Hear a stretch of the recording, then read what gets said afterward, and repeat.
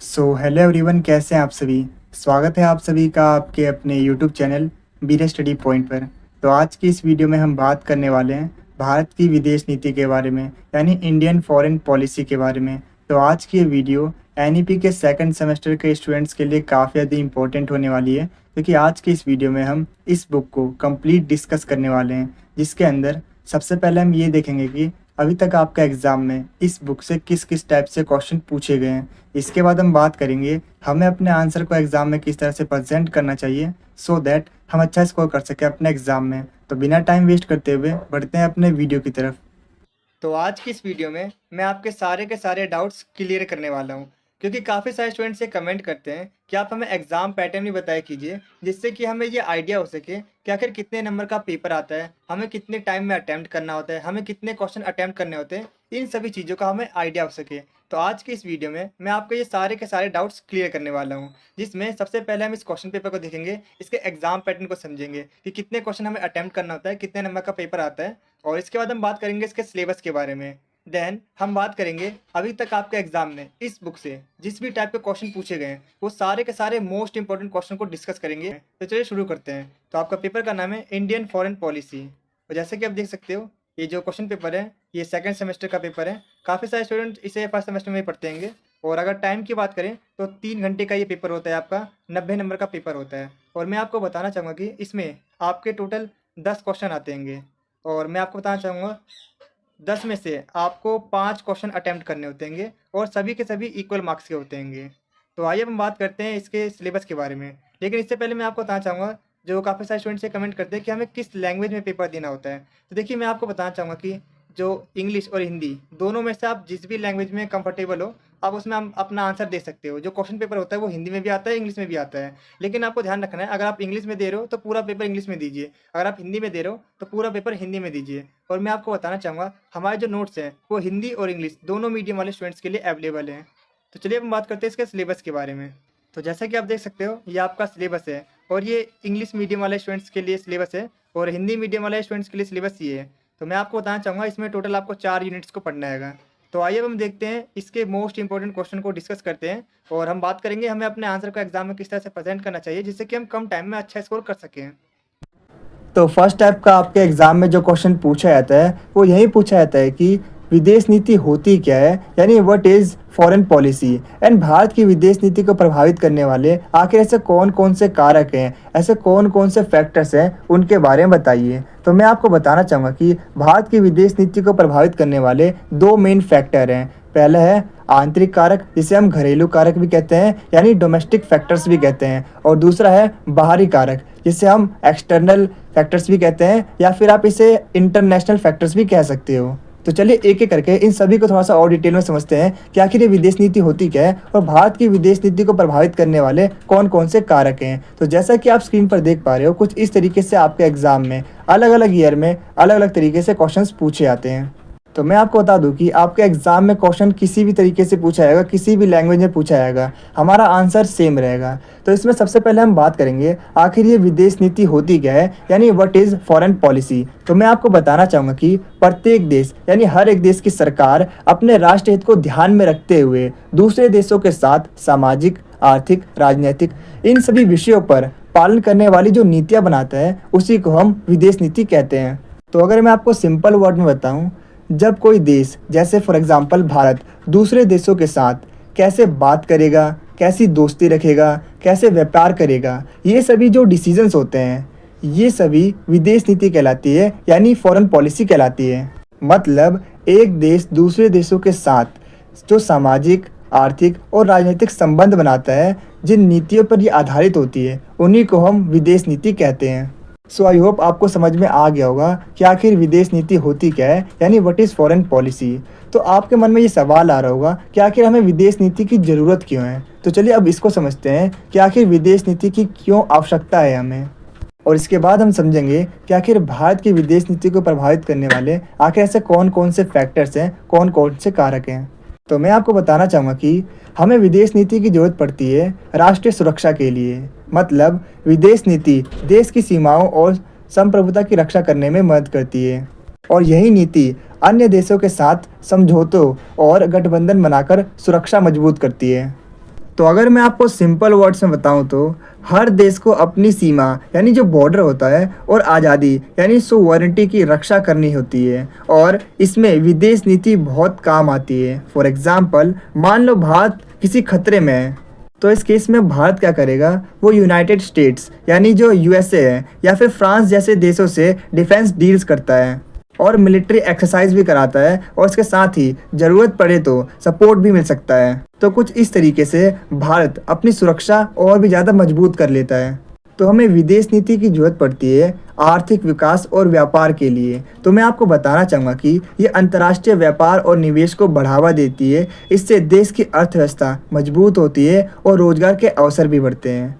अगर मैं आपको सिंपल वर्ड में बताऊं तो विदेश नीति के मदद से एक देश दूसरे देश के साथ व्यापार यानी ट्रेड और निवेश यानी इन्वेस्टमेंट करता है। तो कुछ इस तरीके से वो अपनी देश की जो अर्थव्यवस्था है, जो जीडीपी है, उसको मजबूत कर सकता है। और इसके अलावा हमें विदेश नीति की जरूरत पड़ती है अंतर्राष्ट्रीय सहयोग के लिए। मतलब विदेश नीति देशों के बीच अच्छे संबंध स्थापित करती है। इससे वैश्विक समस्याओं को मिलकर समाधान किया जा सकता है। तो अगर मैं आपको सिंपल वर्ड में बताऊं तो विदेश नीति की मदद से देश दूसरे देशों से अच्छे रिलेशन बना सकते हैं और जिससे कि वो आने वाले जो भी अंतर्राष्ट्रीय प्रॉब्लम्स हैं, जो भी इंटरनेशनल प्रॉब्लम्स हैं, उनसे इकट्ठे होकर उसका सोल्यूशन निकाल सकते हैं। For example let suppose climate change है। ये जो प्रॉब्लम है ये सिर्फ एक देश के साथ नहीं है बल्कि पूरे वर्ल्ड के साथ है। तो अगर सारे के सारे देश मिलकर इस प्रॉब्लम को सॉल्व करने में पार्टिसिपेट करें तो इस प्रॉब्लम से निपटा जा सकता है। या फिर इसका एक और अच्छा एग्जांपल हो सकता है, लेट सपोज सभी देशों के बीच अच्छा रिलेशन है। तो ऐसे में अगर किसी एक देश के साथ कोई प्रॉब्लम होती है, कोई डिजास्टर आ जाता है, लाइक भूकंप आ जाता है, तो ऐसी सिचुएशन में जो बाकी देश होते हैं वो उस देश की मदद करते हैं, लाइक उसे फूड सप्लाई करते हैं, मनी देते हैं और रेस्क्यू टीम भेजते हैं। तो कुछ इस तरीके से अगर अच्छे रिलेशन होंगे तो लोग एक दूसरे का सपोर्ट करेंगे, एक देश दूसरे देश का सपोर्ट करेगा। तो इसके अलावा हमें विदेश नीति की जरूरत पड़ती है वैश्विक छवि बनाने के लिए, यानी वर्ल्ड में हमारी एक इमेज हो, ये बनाने के लिए भी जो विदेश नीति है वो हमारी काफ़ी हेल्प करती है। ये देश की अंतर्राष्ट्रीय पहचान और प्रतिष्ठा को बढ़ाती है। इससे देश जो विश्व स्तर पर प्रभावशाली बनता है। तो अगर मैं आपको सिंपल वर्ड में बताऊँ तो विदेश नीति की मदद से कोई भी देश दुनिया में अपनी अच्छी छवि बना सकता है, यानी एक अपनी अच्छी इमेज बना सकता है। जैसे भारत क्या करता है, यूनाइटेड नेशन में शांति की बात करता है, गरीब देशों की मदद करता है और बड़े मंचों पर फॉर एग्जांपल G20 में एक्टिव रहता है। और इसकी वजह से दुनिया में यानी वर्ल्ड में भारत की जो इमेज है वो स्ट्रॉन्ग और पॉजिटिव बनी रहती है और बाकी देश भी भारत की बात को सीरियसली लेते हैं। और इसके अलावा हमें विदेश नीति की जरूरत पड़ती है विवादों के समाधान के लिए। मतलब विदेश नीति देशों के बीच विवादों को शांतिपूर्ण तरीके से सुलझाने में मदद करती है। ये युद्ध के बजाय बातचीत और समझौते को बढ़ावा देती है। तो अगर सिंपल वर्ड्स में बताऊं तो जब दो देशों के बीच कोई झगड़ा होता है, कोई भी डिस्प्यूट होता है, तो विदेश नीति मदद करती है उसे शांति से सुलझाने में।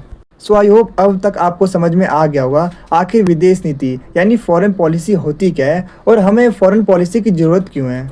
तो इसके बाद चलिए अब हम बात करते हैं कि भारत की विदेश नीति को प्रभावित करने वाले आखिर ऐसे कौन कौन से कारक हैं। तो मैं आपको बताना चाहूँगा कि अगर आपके एग्जाम में पूछा जाता है कि भारत की विदेश नीति को प्रभावित करने वाले कारकों के बारे में बताइए, या फिर भारत की विदेश नीति के निर्धारक तत्व कौन से हैं, या फिर अगर आपके एग्जाम में क्वेश्चन पूछा जाता है विदेश नीति को आकार देने वाले कारक कौन से हैं, तो अगर आपसे किसी भी तरीके से पूछा जाए आपका जो आंसर है वो सेम रहेगा। देखिए मैं आपको बताना चाहूँगा कि भारत की विदेश नीति को प्रभावित करने वाले मेन दो फैक्टर्स हैं, जैसे कि मैंने आपको पहले भी बताया था। इसमें जो हमारा पहला फैक्टर है वो है आंतरिक कारक, यानी घरेलू कारक भी आप इसे कह सकते हो, और इंग्लिश में आप इसे इंटरनल फैक्टर्स कह सकते हो या फिर डोमेस्टिक फैक्टर्स कह सकते हो। और जो हमारा दूसरा कारक आता है वो है बाहरी कारक, इसे आप एक्सटर्नल फैक्टर्स भी कह सकते हो या फिर अंतर्राष्ट्रीय फैक्टर्स भी कह सकते हो, इंटरनेशनल फैक्टर्स भी कह सकते हो।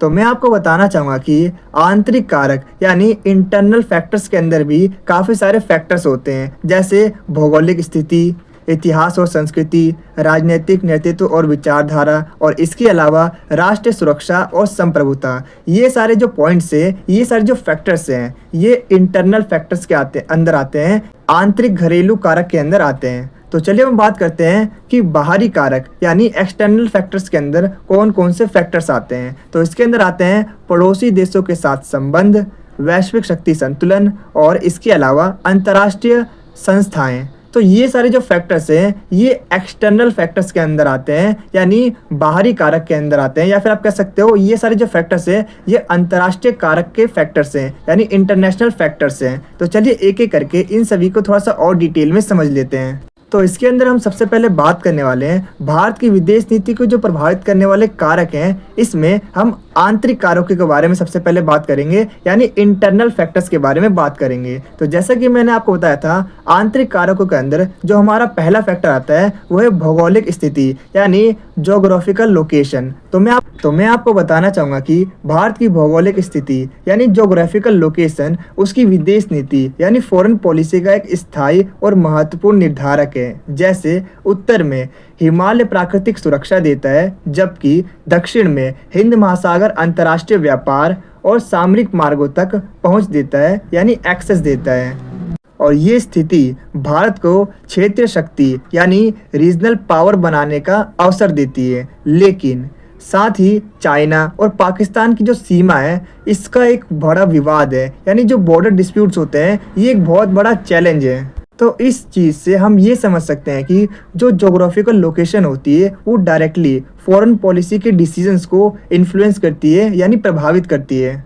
तो इसका अगला फैक्टर है इतिहास और संस्कृति, यानी हिस्ट्री एंड कल्चर। तो मैं आपको बताना चाहूँगा कि भारत ने स्टार्टिंग से ही विकासशील देशों के हित की वकालत की है और इसके साथ ही नैतिक मूल्यों पर आधारित नीति अपनाई है। भारत अंतर्राष्ट्रीय शांति, अहिंसा, गुटनिरपेक्षता और आपसी सहयोग में विश्वास रखता है। यही इंडिया की फॉरेन पॉलिसी की मेन फीचर्स है, आप कह सकते हो यही इंडिया की फॉरेन पॉलिसी का मेन फीचर है। तो डोमेस्टिक फैक्टर्स के अंदर जो हमारा अगला फैक्टर आता है वो है राजनीतिक नेतृत्व और विचारधारा, यानी पॉलिटिकल लीडरशिप एंड आइडियोलॉजी। तो मैं आपको बताना चाहूँगा कि विदेश नीति के निर्माण में लीडरशिप का रोल बहुत ही ज़्यादा इम्पोर्टेंट होता है। जैसे जवाहरलाल नेहरू जी ने गुटनिरपेक्षता और पंचशील जैसे सिद्धांत दिए, जिसकी वजह से भारत ने स्वतंत्र विदेश नीति यानी इंडिपेंडेंट फॉरेन पॉलिसी अपनाई और ये एक अच्छी बात थी। लेकिन इसकी आलोचना ये है कि ज़रूरत के टाइम पर ये नीति ज़्यादा आदर्शवादी साबित होती है। फॉर एग्ज़ाम्पल, जैसे हमें 1962 के युद्ध में हमें मदद चाहिए थी, भारत को मदद चाहिए थी, लेकिन यूएसए अमेरिका ने मदद नहीं की। तो आप इसे इस तरीके से समझ सकते हैं, ये इसका एक आलोचनात्मक बिंदु है, यानी इसका एक नेगेटिव पॉइंट है। तो इसका अगला कारक है राष्ट्रीय सुरक्षा और संप्रभुता, यानी नेशनल सिक्योरिटी एंड सोवरेनिटी। तो मैं आपको बताना चाहूँगा कि भारत की विदेश नीति का सबसे महत्वपूर्ण निर्धारक तत्व राष्ट्रीय सुरक्षा और संप्रभुता है। मतलब राष्ट्रीय हित भारत की विदेश नीति का सर्वोपरि सिद्धांत है, जिसका मतलब है कि भारत उन सभी नीतियों को अपनाएगा जो कि उसके नागरिकों और राष्ट्र के हित में हो। तो इससे हमें ये समझ में आता है कि भारत की विदेश नीति का जो मेन ऑब्जेक्टिव है वो राष्ट्र हितों की रक्षा करना है। तो इसका अगला फैक्टर है जनमत और लोकतांत्रिक व्यवस्था, यानी पब्लिक ओपिनियन एंड डेमोक्रेसी। तो मैं आपको बताना चाहूँगा कि भारत एक लोकतांत्रिक देश है, यानी डेमोक्रेटिक कंट्री है, और इसीलिए फॉरेन पॉलिसी सिर्फ गवर्नमेंट नहीं बनाती बल्कि जनमत, मीडिया और संसद भी इसे इफेक्ट करती है, प्रभावित करती है। इससे पारदर्शिता यानी ट्रांसपेरेंसी आती है, जिससे देश विदेश नीति में जनता के हित को ध्यान में रखकर ही अपनी पॉलिसीज़ बनाता है। और इसके अलावा मैं आपको बताना चाहूँगा कि भारत अपनी विदेश नीति में मानव अधिकारों और लोकतंत्र जैसे मूल्यों को बढ़ावा देता है, यानी प्रमोट करता है। सो आई होप आपको डोमेस्टिक के जितने भी जो फैक्टर्स थे वो अच्छे से समझ में आ गए होंगे, क्योंकि इसके बाद अब हम बात करने वाले हैं कि भारत की विदेश नीति को प्रभावित करने वाले जो बाहरी कारक है, यानी जो एक्सटर्नल फैक्टर्स हैं, यानी जो इंटरनेशनल फैक्टर्स हैं, वो कौन कौन से हैं उन्हें समझने वाले हैं। तो एक्सटर्नल फैक्टर के अंदर जो पहला फैक्टर आता है वो है वैश्विक शक्ति संतुलन, यानी ग्लोबल पावर बैलेंस। तो मैं आपको बताना चाहूँगा कि अंतर्राष्ट्रीय स्तर पर दुनिया में बदलते शक्ति संतुलन जैसे अमेरिका, रूस और चीन भारत की विदेश नीति को काफ़ी ज़्यादा प्रभावित करते हैं, बहुत ही ज़्यादा इफेक्ट करते हैं। शीत युद्ध के दौरान भारत ने गुटनिरपेक्षता की नीति अपनाई, जबकि आज के बहुध्रुवीय विश्व में बहुत ही ज़्यादा विभिन्न तरीके की शक्तियाँ आ गई हैं, यानी बहुत सारे पावरफुल कंट्रीज बन चुकी हैं आज के टाइम में। और इसी रीज़न की वजह से भारत अमेरिका, चीन, रूस और यूरोपीय संघ जैसी वैश्विक महाशक्तियों के साथ संबंध भारत के राष्ट्रीय हित को आगे बढ़ाने में काफ़ी ज़्यादा एक इम्पोर्टेंट रोल निभाता है। तो इसका नेक्स्ट फैक्टर है अंतर्राष्ट्रीय संस्थाएं यानी इंटरनेशनल ऑर्गेनाइजेशंस। तो मैं आपको बताना चाहूँगा कि यूनाइटेड नेशंस जैसे इंस्टीट्यूशंस इंडिया की फॉरेन पॉलिसी के लिए इम्पोर्टेंट प्लेटफॉर्म है और इसीलिए भारत शांति स्थापना और वैश्विक सहयोग में सक्रिय भूमिका निभाता है और इसी की वजह से भारत की अंतर्राष्ट्रीय छवि मजबूत होती है, यानी जो भारत की ग्लोबल लेवल पर इमेज है वो स्ट्रांग होती है। लेकिन आलोचनात्मक रूप से अगर देखा जाए, इन संस्थाओं की सीमित प्रभावशीलता और सुरक्षा परिषद में स्थायी सदस्यता का अभाव रहता है और यही चीज़ें भारत की जो भूमिका है उसको सीमित कर देती हैं। तो इसका अगला कारक है पड़ोसी देशों के साथ संबंध यानी रिलेशंस विद नेबर्स। तो मैं आपको बताना चाहूँगा कि भारत की विदेश नीति में उसके पड़ोसी देशों का विशेष महत्व है। तो मैं आपको बता दूं कि नेबरहुड फर्स्ट इस नीति के माध्यम से भारत क्षेत्रीय सहयोग को बढ़ावा देता है। हालांकि दक्षिण एशिया में राजनीतिक अस्थिरता, आपसी अविश्वास और बाहरी शक्तियों जैसे विशेषकर अमेरिका और चीन का जो प्रभाव है वो इन नीतियों में बाधा डालता है। सो आई होप अब तक आपको फॉरेन पॉलिसी क्या होती है और फॉरेन पॉलिसी की हमें ज़रूरत क्यों है और आखिर ऐसे कौन कौन से फैक्टर्स हैं जो कि भारत की विदेश नीति को प्रभावित करते हैं, जिसके अंदर हमने बात की इंटरनल फैक्टर्स के बारे में और एक्सटर्नल फैक्टर्स के बारे में। तो अभी तक आपको ये सारी की सारी चीज़ें अच्छे से समझ में आ गई होंगी। तो इसके बाद चलिए अब हम बात करते हैं इसके कंक्लूजन के बारे में।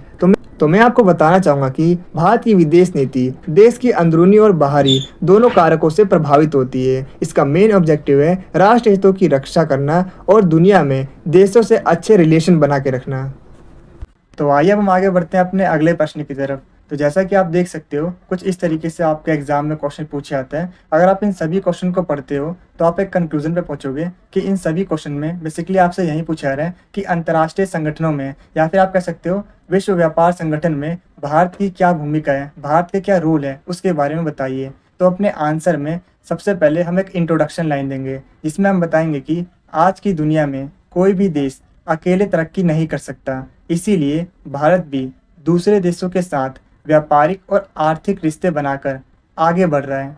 WTO जैसे संगठनों में भारत की भूमिका अपने हितों की सुरक्षा और ग्लोबल लेवल पर मजबूती लाने की कोशिश है। अगर सिंपल वर्ड्स में बताऊं तो भारत दूसरे देशों के साथ मिलकर काम करता है ताकि विकास हो और दुनिया में उसकी एक मजबूत पहचान बन सके। तो आइए अब हम बात करते हैं कि विश्व व्यापार में भारत की क्या भागीदारी है, भारत की क्या भूमिका है उसके बारे में। तो मैं आपको बताना चाहूँगा कि भारत वैश्विक व्यापार में एक महत्वपूर्ण खिलाड़ी है।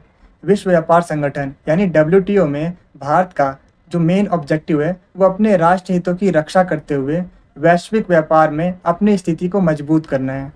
मतलब भारत का सीधा मकसद है अपने देश के किसानों, छोटे व्यापारियों और आम लोगों के हित की रक्षा करना और साथ ही दुनिया के ट्रेड में अपनी पकड़ को मजबूत करना। तो विश्व व्यापार के अंदर भारत की जो भागीदारी है, इसके अंदर सबसे पहले हम बात करेंगे एक्सपोर्ट के बारे में, इसके बाद हम बात करेंगे इंपोर्ट के बारे में, इसके बाद हम बात करेंगे गवर्नमेंट पॉलिसीज़ के बारे में, फिर हम बात करेंगे बिजनेस रिलेशन के बारे में, इसके बाद हम बात करेंगे इंटरनेशनल इन्वेस्टमेंट के बारे में, इसके बाद हम बात करेंगे विकासशील देशों के हितों को बढ़ावा देना और लास्ट में हम बात करेंगे WTO के कानूनों का पालन करना। तो आइए एक एक करके इन्हें थोड़ा सा और डिटेल में समझते हैं। तो सबसे पहले हम बात करने वाले हैं एक्सपोर्ट के बारे में। तो मैं आपको बताना चाहूँगा कि भारत अलग अलग देशों में पेट्रोलियम उत्पाद, रत्न और आभूषण, रसायन, वस्त्र और कृषि उत्पादों का एक्सपोर्ट करता है। मतलब भारत इन सभी चीज़ों का एक्सपोर्ट करके पैसे कमाता है। तो नेक्स्ट अब हम बात करते हैं इंपोर्ट के बारे में। तो मैं आपको बताना चाहूँगा कि भारत कई सारे देशों के साथ पेट्रोलियम, इलेक्ट्रॉनिक्स, मशीनरी, रसायन और खाद्य तेल का एक्सपोर्ट करता है यानी खरीदता है। मतलब ये वो सारी चीज़ें जो हमें बाहर से खरीदनी पड़ती है क्योंकि अपने देश में ये या तो बहुत कम बनती है या फिर बहुत महंगी होती है। तो नेक्स्ट है गवर्नमेंट पॉलिसीज़। तो भारत सरकार विदेशी व्यापार को बढ़ावा देने के लिए कई पॉलिसीज़ लागू करती है, जैसे मेक इन इंडिया, आत्मनिर्भर भारत योजना एक्सेट्रा। इसका जो मेन ऑब्जेक्टिव होता है वो भारत को ग्लोबल मार्केट में मजबूत बनाना होता है। तो इसका अगला पॉइंट है व्यापारिक संबंध। तो मैं आपको बता दूं कि भारत अंतर्राष्ट्रीय स्तर पर अपनी स्थिति को मजबूत करने और अंतर्राष्ट्रीय व्यापार के नियमों को बढ़ावा देने के लिए दूसरे देशों के साथ अपने व्यापारिक संबंध स्थापित करता है। मतलब भारत इंटरनेशनल लेवल पर अपनी पकड़ को मजबूत करना चाहता है। इसके लिए वो दूसरे देशों के साथ ट्रेड रिलेशन बनाता है, अच्छे रिलेशन बनाता है, ताकि मिलकर व्यापार हो सके। तो नेक्स्ट पॉइंट है फॉरेन इन्वेस्टमेंट। तो मैं आपको बता दूं कि भारत एक बहुत बड़ा उपभोक्ता बाजार है, जिसकी वजह से अंतर्राष्ट्रीय कंपनियां भारत में निवेश करती हैं। कहने का मतलब ये है कि भारत में ज़्यादा लोग हैं, बाजार बड़ा है, इसीलिए जो विदेशी कंपनियां हैं उनकी नज़र हमेशा यहीं पर रहती है। तो इसका नेक्स्ट पॉइंट है विकासशील देशों के हित को बढ़ावा देना। तो भारत ने विकासशील देशों के हित को बढ़ावा देने में सक्रिय भूमिका निभाई है। तो जैसा कि आप जानते ही हैं कि भारत खुद एक विकासशील देश है, इसीलिए वो हमेशा कोशिश करता है कि दूसरे गरीब या कमज़ोर देशों की भी आवाज़ सुनी जाए। मतलब भारत सिर्फ अपने लिए ही नहीं बल्कि दूसरे के लिए भी खड़ा होता है। तो इसका लास्ट पॉइंट है WTO के कानूनों का पालन करना। तो मैं आपको बता दूं कि भारत WTO के नियमों कानूनों का पालन करता है और विश्व के व्यापार में सक्रिय भूमिका निभाता है। मतलब भारत WTO के सारे रूल्स एंड रेगुलेशंस को फॉलो करता है और ग्लोबल ट्रेड सिस्टम में एक्टिव रोल निभाता है। तो आइए हम बात करते हैं इसके कंक्लूजन के बारे में। तो मैं आपको बताना चाहूँगा कि भारत विश्व व्यापार में एक सक्रिय और जिम्मेदार देश है, जो अपने निर्यात, आयात, निवेश और नीतियों के जरिए वैश्विक स्तर पर अपनी भूमिका निभा रहा है। आने वाले समय में भारत की ये भूमिका और भी ज़्यादा मजबूत हो जाएगी। तो वीडियो में आगे बढ़ने से पहले मैं आपको बताना चाहूँगा कि अगर आपको इस वीडियो के प्रॉपर आंसर वाले नोट्स चाहिए तो जो नोट्स का लिंक है वो मैंने आपको अपने इस वीडियो के डिस्क्रिप्शन बॉक्स में प्रोवाइड कर दिया है। आप वहां से इन नोट्स को इजीली डाउनलोड कर सकोगे। तो वीडियो में आगे बढ़ने से पहले मैं आपको बताना चाहूँगा कि अगर आपको हमारे नोट्स डाउनलोड करना है तो नोट्स को डाउनलोड करने के लिए सबसे पहले आपको हमारे डिस्क्रिप्शन बॉक्स में जाना है। तो वीडियो के डिस्क्रिप्शन बॉक्स में जाने के लिए आपको यहाँ पर जो बटन दिख रहा है मोर, इस पर आपको क्लिक करना है। जैसे आप क्लिक करते हो देन आपके सामने हमारा डिस्क्रिप्शन बॉक्स ओपन हो जाता है और यहाँ पर आप देख सकते हो, यहाँ पर है डाउनलोड ऑल नोट्स। इसका लिंक हमने प्रोवाइड किया है। जैसे आप इस लिंक पर क्लिक करते हो देन आपके सामने हमारी वेबसाइट ओपन हो जाती है, जहाँ पर आप 12th क्लास से लेकर ग्रेजुएशन तक के सारे जो नोट्स है उसको इजीली डाउनलोड कर सकते हो। लेट सपोज अगर आपको 12th क्लास के जो नोट्स है उसको डाउनलोड करना है तो इसके लिए सिंपली आप क्लास 12th नोट्स, ये जो लोगो है इस पर आपको क्लिक करना है। अब लेट सपोज अगर आपको ग्रेजुएशन के जो नोट्स है उसको डाउनलोड करना है देन आपको अंडर ग्रेजुएट कोर्सेज, ये जो बटन है इस पर आपको क्लिक करना है। जैसे आप क्लिक करते हो तो यहाँ पर आपके सामने सेमेस्टर फर्स्ट से लेकर 6th सेमेस्टर तक के सारे जो नोट्स है वो आपको मिलने वाले हैं। अब लेट सपोज अगर मुझे 2nd सेमेस्टर का किसी सब्जेक्ट का नोट्स डाउनलोड करना है तो मैं यहाँ पर 2nd सेमेस्टर पे क्लिक करूँगा। इसके बाद यहाँ पर आप देख सकते हो हमारे जो नोट्स हैं वो हिंदी मीडियम के साथ साथ इंग्लिश मीडियम में भी अवेलेबल है। अब लेट सपोज मुझे हिंदी मीडियम के नोट्स चाहिए तो मैं हिंदी मीडियम नोट्स पर क्लिक करूँगा। देन आपके सामने कुछ इस तरीके का पेज ओपन हो जाएगा और यहाँ पर आप इजीली जो नोट्स है उसको डाउनलोड कर सकते हो पे एंड डाउनलोड नोट्स पर क्लिक करके।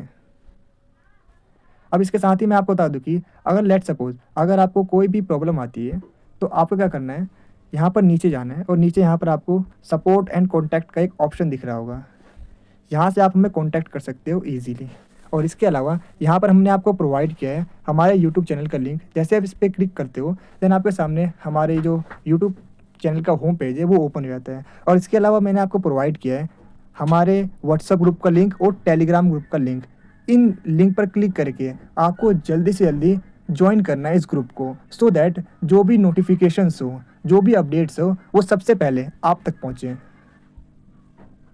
तो नेक्स्ट टाइप का आपके एग्जाम में जो क्वेश्चन पूछा जाता है वो पूछा जाता है कि 21वीं सदी में भारत की विदेश नीति को किन किन चुनौतियों का सामना करना पड़ रहा है, यानी जो भारत की फॉरेन पॉलिसी है उन्हें किन किन चैलेंजेस का सामना करना पड़ रहा है। इस पर प्रकाश डालिए, यानी इसके बारे में एक्सप्लेन कीजिए, इसके बारे में बताइए। तो अपने आंसर में सबसे पहले हम एक इंट्रोडक्शन लाइन देंगे जिसमें हम बताएंगे कि 21वीं सदी में यानी 21st सेंचुरी में भारत की जो विदेश नीति है यानी भारत की जो फॉरेन पॉलिसी है उसे काफ़ी सारे जटिल और बहुआयामी चुनौतियों का सामना करना पड़ रहा है, यानी काफ़ी सारे ऐसे कॉम्प्लिकेटेड चैलेंजेस हैं जिनका सामना करना पड़ रहा है। अगर मैं एग्जाम्पल की बात करूँ जैसे वैश्वीकरण, तकनीकी परिवर्तन, क्षेत्रीय संघर्ष और महाशक्तियों के साथ प्रतिस्पर्धा, यानी जितने भी जो पावरफुल देश हैं उनके साथ कंपटीशन। तो ये सारी वो चुनौतियां हैं, ये सारे वो चैलेंजेस हैं जिनका सामना करना पड़ रहा है हमारे भारत की विदेश नीति को। तो चलिए इसे थोड़ा सा और डिटेल में समझते हैं कि भारत की विदेश नीति के सामने ऐसी कौन कौन सी चुनौतियां हैं, यानी भारत की फॉरेन पॉलिसी के सामने ऐसे कौन कौन से चैलेंजेस हैं, उसके बारे में बात करते हैं। तो इसमें हमारा जो पहला चैलेंज आता है वो आता है कि पड़ोसी देशों के साथ संबंधों की चुनौती, यानी हम अपने पड़ोसी देशों के साथ किस तरीके से संबंध बनाएं। ये एक बहुत बड़ा चैलेंज है। तो मैं आपको बताना चाहूँगा कि भारत के लिए अपने पड़ोसी देशों जैसे पाकिस्तान, चाइना, नेपाल, श्रीलंका और बांग्लादेश के साथ अच्छे संबंध बनाए रखना सबसे बड़ी चुनौती है, क्योंकि पाकिस्तान के साथ आतंकवाद और कश्मीर मुद्दा लगातार तनाव पैदा करता है। इसके साथ ही चीन के साथ सीमा विवाद और समय समय पर होने वाले टकराव संबंधों को और भी ज़्यादा कठिन बनाते हैं। और वहीं दूसरी तरफ नेपाल और श्रीलंका जैसे छोटे पड़ोसी देशों में चीन का जो बढ़ता प्रभाव है वो भारत के लिए एक चिंता का विषय है।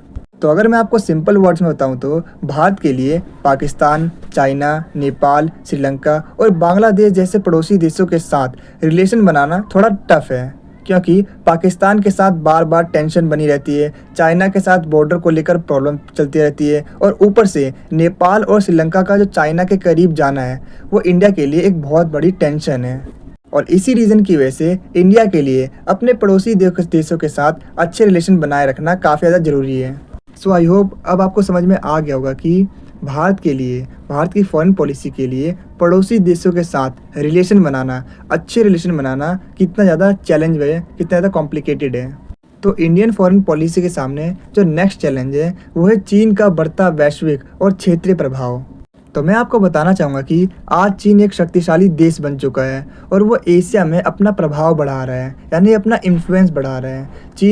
चीन की बेल्ट एंड रोड इनिशिएटिव जैसी योजनाएं और हिंद महासागर में चीन का बढ़ता प्रभाव भारत की सुरक्षा के लिए चिंता का विषय है। इसके अलावा भारत और चीन के बीच व्यापार असंतुलन और तकनीकी प्रतिस्पर्धा भी दोनों देशों के बीच तनाव पैदा करती है। मतलब आज चाइना एक बहुत ही पावरफुल कंट्री बन चुका है और एशिया में अपना इन्फ्लुएंस तेजी से बढ़ा रहा है। उसकी चाइना की जो बेल्ट एंड रोड इनिशिएटिव योजना है और हिंद महासागर में उसका बढ़ता प्रेजेंस इंडिया के लिए टेंशन बढ़ा रहा है। और इसी रीज़न की वजह से चाइना का जो बढ़ता इन्फ्लुएंस है वो इंडिया के लिए एक बहुत बड़ा चैलेंज बनता जा रहा है। तो इंडिया की फॉरेन पॉलिसी के सामने जो अगला चैलेंज है वो है आतंकवाद और सुरक्षा संबंधित खतरे। तो मैं आपको बताना चाहूँगा कि भारत लंबे टाइम से आतंकवाद से जूझ रहा है, खासकर सीमा पर आने वाले आतंकवाद से। ये भारत की सुरक्षा के लिए एक बहुत बड़ा खतरा है। भारत को अंतर्राष्ट्रीय स्तर पर आतंकवाद के खिलाफ समर्थन जुटाना पड़ता है, लेकिन कई बार बड़े देश अपने हित की वजह से, अपने फ़ायदे की वजह से खुलकर सपोर्ट नहीं कर पाते। मतलब इंडिया काफ़ी टाइम से आतंकवाद की प्रॉब्लम फेस कर रहा है, खासकर बाहर से आने वाले खतरों की वजह से। और इससे क्या होता है, इससे जो देश की सिक्योरिटी है उस पर सीधा असर पड़ता है और इंडिया को दूसरे देशों से हेल्प लेनी पड़ती है। लेकिन हर बार दूसरे देशों से पूरी तरीके से सपोर्ट नहीं मिल पाता, फुल सपोर्ट नहीं मिल पाता। और इसी रीज़न की वजह से टेररिज्म अभी भी इंडिया के लिए एक सीरियस टेंशन बना हुआ है। सो आई होप आपको समझ में आ गया होगा कि जो आतंकवाद और सुरक्षा संबंधित खतरे हैं ये इंडिया की फॉरेन पॉलिसी के लिए एक बहुत बड़ा चैलेंज है। तो भारत की फॉरेन पॉलिसी के सामने जो अगला सबसे बड़ा चैलेंज है वो है महाशक्तियों के बीच संतुलन बनाए रखना। मतलब आज की दुनिया बहुध्रुवीय यानी मल्टीपोलर हो रही है, जहां पर यूनाइटेड स्टेट्स, रशिया और चाइना जैसी बड़ी शक्तियां हैं। भारत को इन सभी के साथ अच्छे रिलेशन बनाए रखना काफ़ी ज़्यादा ज़रूरी है और भारत पूरी कोशिश कर रहा है इन सभी देशों के साथ अच्छे रिलेशन बनाने की। तो अगर मैं आपको सिंपल वर्ड्स में बताऊं तो आज की दुनिया में यूनाइटेड स्टेट्स, रशिया और चाइना जैसे बड़े बड़े देशों का अपना अपना पावर है, इसीलिए वर्ल्ड अब मल्टीपोलर बनता जा रहा है। और इसी रीज़न की वजह से इंडिया को भी इन सभी देशों के साथ अच्छे रिलेशन बनाने पड़ते हैं। एक तरफ अमेरिका के साथ इंडिया पार्टनरशिप बढ़ा रहा है तो दूसरी तरफ रशिया से डिफेंस रिलेशन भी बनाए रख रहा है। और इसीलिए इन सभी रीजंस की वजह से इन बड़े देशों के बीच बैलेंस बनाकर चलना इंडिया के लिए आसान नहीं है। फॉर एग्जांपल, जैसा कि आप जानते हैं कि अगर इंडिया रशिया से ज़्यादा ऑयल खरीदता है तो अमेरिका और इंडिया के बीच तनाव बढ़ जाते हैं। तो इसी रीज़न की वजह से सभी देशों के साथ अच्छे रिलेशन बनाना काफ़ी ज़्यादा कठिन है इंडिया के लिए। तो भारत की विदेश नीति के सामने जो अगला चैलेंज है वो है आर्थिक कूटनीति और वैश्विक प्रतिस्पर्धा। मतलब भारत को वैश्विक अर्थव्यवस्था में अपनी स्थिति मजबूत करनी है और इसके लिए उसे विदेशी निवेश लाना, निर्यात बढ़ाना और व्यापार समझौतों में अपने हित की रक्षा करनी होती है। लेकिन अन्य देशों जैसे खासकर चीन, इसके साथ प्रतिस्पर्धा और व्यापार घाटा भारत के लिए एक बहुत बड़ी चुनौती है। तो अगर मैं आपको सिंपल वर्ड्स में बताऊं तो भारत को ग्लोबली इकोनॉमी में अपनी पोजीशन को स्ट्रॉन्ग करना है, यानी फाइनेंशियली स्ट्रॉन्ग बनना है और इसके लिए उसे इन्वेस्टमेंट लाना, एक्सपोर्ट को बढ़ाना और ट्रेड डील्स में अपने फ़ायदे को बढ़ाना है। लेकिन चाइना जैसे देशों के साथ टफ कंपटीशन और ट्रेड गैप इंडिया के लिए एक बहुत बड़ा प्रॉब्लम है और इसी रीज़न की वजह से इकोनॉमी में आगे बढ़ना इंडिया के लिए एक बहुत बड़ा चैलेंज है। तो भारत की विदेश नीति के सामने जो अगला चैलेंज है वह ऊर्जा सुरक्षा और संसाधनों की उपलब्धता। मतलब भारत अपनी ऊर्जा आवश्यकताओं के लिए बड़े पैमाने पर आयात पर निर्भर है, खासकर तेल और गैस के लिए। और अगर मध्य पूर्व में कोई संकट होता है तो इसका सीधा असर भारत पर देखने को मिलता है। जैसे कि आपको पता ही है, इस टाइम गैसेस के जो दाम है वो काफ़ी ज़्यादा बढ़ गए हैं और सिलेंडर की काफ़ी ज़्यादा प्रॉब्लम्स हैं और इसी रीज़न की वजह से भारत को अलग अलग देशों से ऊर्जा स्रोत सुरक्षित करने और नवीनीकरण ऊर्जा को बढ़ावा देना काफ़ी ज़्यादा ज़रूरी है। तो अगर मैं आपको सिंपल वर्ड्स में बताऊँ तो भारत अपने एनर्जी नीड्स के लिए काफ़ी हद तक गैस पर डिपेंड करता है, खासकर मिडल ईस्ट से। अगर वहाँ पर कोई भी क्राइसिस होते हैं तो उसका सीधा असर इंडिया पर देखने को मिलता है, जो कि एक बहुत बड़ी प्रॉब्लम है। और इसका बेस्ट एग्जांपल है करंट में, जैसा कि आप सभी जानते हैं कि सिलेंडर की शॉर्टेज हो गई है, तो इसका एक बेस्ट एग्जांपल है। और इसी रीज़न की वजह से इंडिया को अलग अलग जगहों से एनर्जी सिक्योर करनी होगी और रिन्यूएबल एनर्जी पर ज़्यादा ध्यान देना होगा। तो इंडियन फॉरेन पॉलिसी के सामने जो अगला चैलेंज है वो है वैश्विक मुद्दे जैसे जलवायु परिवर्तन और पर्यावरण। तो मैं आपको बताना चाहूँगा कि जलवायु परिवर्तन एक वैश्विक समस्या है, यानी वर्ल्ड वाइड प्रॉब्लम है और भारत को एक तरफ अपने विकास को आगे बढ़ाना है तो दूसरी तरफ पर्यावरण की रक्षा करनी है, यानी इन्वायरमेंट को भी कोई नुकसान ना पहुँचे। और इसी रीज़न की वजह से अंतर्राष्ट्रीय मंचों पर भारत को संतुलित नीति अपनानी पड़ती है, जिससे विकास भी हो और पर्यावरण भी सुरक्षित रहे। तो अगर मैं आपको इजी वर्ड्स में बताऊं तो जलवायु परिवर्तन एक ग्लोबल प्रॉब्लम है और इंडिया को इसके साथ डेवलपमेंट भी करनी है और इन्वायरमेंट को भी सेव करना है, यानी बचाना है। और इसीलिए इंटरनेशनल लेवल पर इंडिया को ऐसे फैसले लेने पड़ते हैं जहाँ ग्रोथ भी हो और नेचर भी सेफ रहे। एंड दैट्स वाई डेवलपमेंट और इन्वायरमेंट के बीच बैलेंस बनाना इंडिया के लिए एक बहुत बड़ा चैलेंज है। तो इंडियन फॉरेन पॉलिसी के सामने जो अगला चैलेंज है वो है प्रवासी भारतीयों से जुड़े मुद्दे। मतलब दुनिया के कई देशों में भारतीय रहते हैं, यानी इंडियंस रहते हैं, और उनकी सुरक्षा और हितों की रक्षा करना इंडिया की रिस्पॉन्सिबिलिटी है। और संकट के समय जैसे युद्ध हो या फिर महामारी हो, उन्हें सुरक्षित वापस भी लाना इंडिया की एक बहुत बड़ी रिस्पॉन्सिबिलिटी है और इसके साथ ही इंडिया की फॉरेन पॉलिसी का एक इम्पॉर्टेंट पार्ट है। तो अगर मैं सिंपल वर्ड्स में बताऊं तो दुनिया के कई देशों में इंडियंस रहते हैं और इसीलिए उनकी सेफ्टी और राइट्स का ध्यान रखना इंडिया की रिस्पॉन्सिबिलिटी है। और जब कभी भी कोई क्राइसिस आता है, जैसे वॉर हो या फिर पैंडेमिक हो, तब उन्हें सेफली वापस लाना भी ज़रूरी है। और इसीलिए विदेश में रहने वाले इंडियंस की सुरक्षा भी करना इंडिया की फॉरेन पॉलिसी का एक इम्पॉर्टेंट पार्ट है और ये एक बहुत बड़ा चैलेंज भी है। तो भारत की विदेश नीति के सामने जो अगला चैलेंज है वो है तकनीकी और साइबर सुरक्षा की चुनौती। मतलब आज के टाइम में साइबर सुरक्षा और नई तकनीक बहुत ज़्यादा इम्पोर्टेंट हो गई है। डेटा चोरी, साइबर हमले और तकनीकी प्रतिस्पर्धा जैसे मुद्दे भारत की विदेश नीति को इफेक्ट करते हैं, प्रभावित करते हैं। और इसी रीज़न की वजह से भारत को इन एरियाज़ में भी मजबूत बनना ज़रूरी है। तो अगर मैं आपको सिंपल वर्ड्स में बताऊं तो आज के टाइम में साइबर सिक्योरिटी और नई टेक्नोलॉजीज़ काफ़ी ज़्यादा इंपॉर्टेंट हो गई है, क्योंकि डाटा चोरी, साइबर अटैक्स जैसी प्रॉब्लम्स बढ़ती जा रही है। और ये जो इश्यूज़ हैं ये इंडिया की फॉरेन पॉलिसी को काफ़ी ज़्यादा इफेक्ट करते हैं, खासकर जब टेक्नोलॉजी कंपटीशन में आती है। एंड दैट्स वाई इंडिया को साइबर सिक्योरिटी और टेक्नोलॉजी में स्ट्रॉन्ग बनना काफ़ी ज़्यादा ज़रूरी है। ये एक बहुत बड़ा चैलेंज है। तो इंडिया की फॉरेन पॉलिसी के सामने जो अगला सबसे बड़ा चैलेंज है वो है अंतर्राष्ट्रीय संगठनों में प्रभाव बढ़ाने की चुनौती। मतलब भारत संयुक्त राष्ट्र जैसे अंतर्राष्ट्रीय संगठनों में अपनी भूमिका और प्रभाव को बढ़ाना चाहता है, खासकर यूनाइटेड नेशंस सिक्योरिटी काउंसिल, जिसे हम शॉर्ट में UNSC भी कहते हैं। भारत उसका स्थायी सदस्य बनना चाहता है। लेकिन इसके लिए उसे कई देशों का समर्थन जुटाना पड़ता है, जो कि अभी भी पूरी तरीके से नहीं मिल पाया है।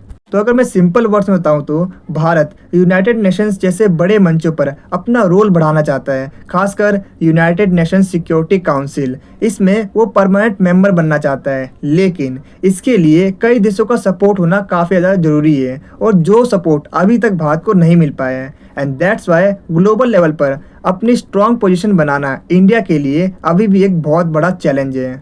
सो आई होप आपको ये सारे के सारे पॉइंट्स अच्छे से समझ में आ गए होंगे कि इंडियन फॉरेन पॉलिसी के सामने कौन कौन से चैलेंज हैं। तो चलिए बात करते हैं इसके कंक्लूजन के बारे में। तो मैं आपको बताना चाहूँगा कि 21वीं सदी में यानी 21st सेंचुरी में भारत की विदेश नीति को कई सारी चुनौतियों का सामना करना पड़ता है। मतलब इंडियन फॉरेन पॉलिसी के सामने कई सारी चुनौतियाँ हैं, और इससे निपटने के लिए भारत को समझदारी, संतुलन और सक्रिय कूटनीति अपनानी होगी, यानी सही स्ट्रैटेजी अपनानी होगी, ताकि वो अपने राष्ट्रीय हितों की रक्षा करते हुए विश्व में अपनी मजबूत पहचान बना सके, यानी वर्ल्ड में एक अपना स्ट्रॉन्ग इमेज बना सके। भारत और चीन के बीच रिलेशन के बारे में बताइए। जैसा कि आप स्क्रीन पे देख पा रहे हो, कुछ इस तरीके से आपके एग्जाम में क्वेश्चन पूछे जाते हैं। अगर आप इन सभी क्वेश्चन को पढ़ते हो तो आप एक कंक्लूजन पे पहुंचोगे कि इन सभी क्वेश्चन में बेसिकली आपसे यही पूछा जा रहा है कि भारत और चीन के बीच जो संबंध है, जो रिलेशन है, उसके बारे में एक्सप्लेन कीजिए, उसके बारे में बताइए। तो अपने आंसर में सबसे पहले हम एक परिचय देंगे, जिसमें हम बताएंगे कि भारत और चीन एशिया के दो सबसे बड़े देश हैं, जिनका आपसी रिश्ता हजारों साल पुराना है। कभी रेशम मार्ग से व्यापार तो कभी बुद्ध धर्म का प्रसार, लेकिन आज के दौर में भी ये रिश्ता दोस्ती और टकराव दोनों का मिला जुला रूप बन गया है। अगर सिंपल वर्ड्स में बताऊं तो भारत और चीन पुराने समय से एक दूसरे से जुड़े हुए हैं, कभी व्यापार के जरिए तो कभी संस्कृति से। आज दोनों देश बड़े ताकतवर हैं, लेकिन इनके बीच कभी दोस्ती होती है तो कभी टकराव भी हो जाता है। तो आइए अब हम भारत और चीन के रिलेशन के बैकग्राउंड को समझते हैं। तो मैं आपको बता दूं कि हजारों सालों से भारत और चीन दोनों देशों के बीच सांस्कृतिक और व्यापारिक संबंध रहे। प्राचीन काल में रेशम मार्ग से दोनों देशों के बीच व्यापार और विचारों का आदान प्रदान होता था। तो आइए हम बात करते हैं भारत और चीन के बीच आर्थिक और व्यावसायिक संबंध के बारे में, जिसमें सबसे पहले हम बात करेंगे व्यापारिक संबंध के बारे में। तो मैं आपको बताना चाहूँगा कि भारत और चीन दोनों ही बड़े व्यापारिक देश हैं, जिनके बीच बड़े पैमाने पे बिजनेस होता है। भारत और चीन दोनों देश एक दूसरे के प्रमुख व्यापारी साथी हैं। दोनों देशों के बीच विभिन्न वस्तुओं और सेवाओं का व्यापार होता है, जिसमें मोबाइल फ़ोन्स, इलेक्ट्रॉनिक्स, यातायात उपकरण, खाद्य उत्पाद शामिल हैं। मतलब भारत और चीन के बीच बड़े पैमाने पे बिजनेस होता है। भारत चीन से मोबाइल, इलेक्ट्रॉनिक सामान और मशीन मंगवाता है, वहीं चीन को कई वस्तुएं एक्सपोर्ट भी करता है। दोनों देश एक दूसरे के बड़े बिजनेस पार्टनर हैं। तो नेक्स्ट अब हम बात करते हैं आर्थिक संबंध के बारे में। तो मैं आपको बता दूं कि निवेश के मामले में चीन ने भारत में बड़ी मात्रा में इन्वेस्टमेंट किया है, खासकर बुनियादी ढांचे और प्रौद्योगिकी क्षेत्र में। भारतीय कंपनियां भी चीन के विभिन्न क्षेत्रों में निवेश कर रही हैं। मतलब भारत और चीन के बीच पैसों का लेन देन काफ़ी ज़्यादा बढ़ गया है। चीन ने भारत में सड़कों, टेक्नोलॉजी जैसी चीज़ों में खूब इन्वेस्ट किया है, और वहीं दूसरी तरफ भारत की कुछ कंपनियां भी चीन में अपना जो व्यापार है उसे फैला रही है। तो नेक्स्ट अब हम बात करते हैं भारत और चीन के बीच संघर्ष के बारे में, यानी तनाव के मुद्दे के बारे में। तो सीमा विवाद भारत और चीन के बीच सबसे ज़्यादा इम्पोर्टेंट और लंबे टाइम से चले आ रहा इशू है। लद्दाख, अरुणाचल प्रदेश, आक्साई चीन, गलवान घाटी और डोकलाम जैसे क्षेत्र विवाद के प्रमुख मुद्दे बने हुए हैं। अगर सिंपल वर्ड्स में बताऊं तो भारत और चीन के बीच सबसे बड़ी टेंशन की वजह है उनकी बॉर्डर। लद्दाख, अरुणाचल, आक्साई चीन, गलवान घाटी और डोकलाम जैसे इलाकों को लेकर अक्सर झगड़ा होता है, और इसी बात को लेकर दोनों देशों में काफ़ी ज़्यादा तनाव भी बढ़ चुका है। तो आइए इन विवादों को थोड़ा सा और डिटेल में समझते हैं, जिसमें सबसे पहले हम बात करेंगे अरुणाचल प्रदेश सीमा विवाद के बारे में। इसके बाद हम बात करेंगे डोकलाम विवाद के बारे में। फिर हम बात करेंगे आक्साई चीन विवाद के बारे में। इसके बाद हम बात करेंगे गलवान घाटी विवाद के बारे में। फिर हम बात करेंगे लद्दाख क्षेत्र के विवाद के बारे में, और लास्ट में हम बात करेंगे समुद्री तनाव के विवाद के बारे में। तो आइए एक एक करके इन्हें थोड़ा सा और अच्छे से समझते हैं। तो इसके अंदर सबसे पहले हम बात करने वाले हैं अरुणाचल प्रदेश सीमा विवाद के बारे में। तो भारत और चीन दोनों ही देशों के बीच अरुणाचल प्रदेश के क्षेत्र को लेकर विवाद है। चीन अरुणाचल प्रदेश क्षेत्र को दक्षिण तिब्बत का हिस्सा मानता है, जबकि भारत अरुणाचल प्रदेश क्षेत्र को अपना हिस्सा मानता है। इसी एरिया को लेकर भारत और चीन के बीच संघर्ष कई सालों से चले आ रहे हैं। मतलब भारत और चीन अरुणाचल प्रदेश को लेकर कई सालों से झगड़ते आ रहे हैं। भारत इसे अपना हिस्सा मानता है, जबकि चीन इसे तिब्बत का हिस्सा कहता है। तो नेक्स्ट अब हम बात करते हैं डोकलाम विवाद के बारे में। तो डोकलाम भारत, चीन और भूटान के त्रिकोणीय सीमा बिंदु के पास स्थित है। डोकलाम भूटान का हिस्सा है और भूटान की सुरक्षा की जिम्मेदारी भारत की है। 2017 में चीन ने डोकलाम क्षेत्र में सड़क निर्माण कार्य शुरू किया, जिससे भारतीय सैनिकों के द्वारा रोका गया, जबकि बाद में ये एरिया भी चीन भारत का विवाद बन गया।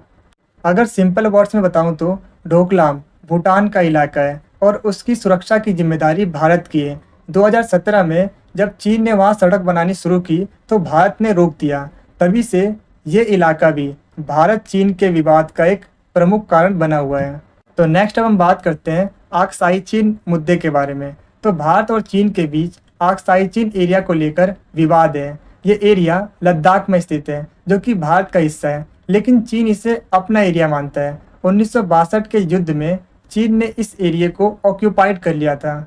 इस एरिया में भारत और चीन के बीच सीमा समझौते पर भी अभी तक कोई सहमति नहीं हुई है। अगर सिंपल वर्ड्स में बताऊं तो आक्साई चीन लद्दाख में एक इलाका है जिसे भारत अपना मानता है, लेकिन चीन भी इस पर दावा करता है कि वो उसका है। 1962 के युद्ध में चीन ने इस पर कब्जा कर लिया था और अब तक इस पर दोनों देशों के बीच कोई पक्का एग्रीमेंट नहीं हो पाया है। तो नेक्स्ट अब हम बात करते हैं गलवान घाटी विवाद के बारे में। तो गलवान घाटी विवाद 2020 में भारत और चीन के बीच लद्दाख में LAC यानी लाइन ऑफ एक्चुअल कंट्रोल के पास गलवान घाटी में हुआ था, जो कि एक सैन्य टकराव था। 2020 को भारतीय और चीनी सैनिकों के बीच एक हिंसक झड़प हुई, जिसमें 20 भारतीय सैनिकों और कई चीनी सैनिकों की जान चली गई। ये झड़प लाठी, पत्थर और लोहे के रॉड से हुई, जिसमें गन्स का यूज नहीं किया गया। इस विवाद ने भारत चीन संबंधों में गहरा तनाव पैदा कर दिया।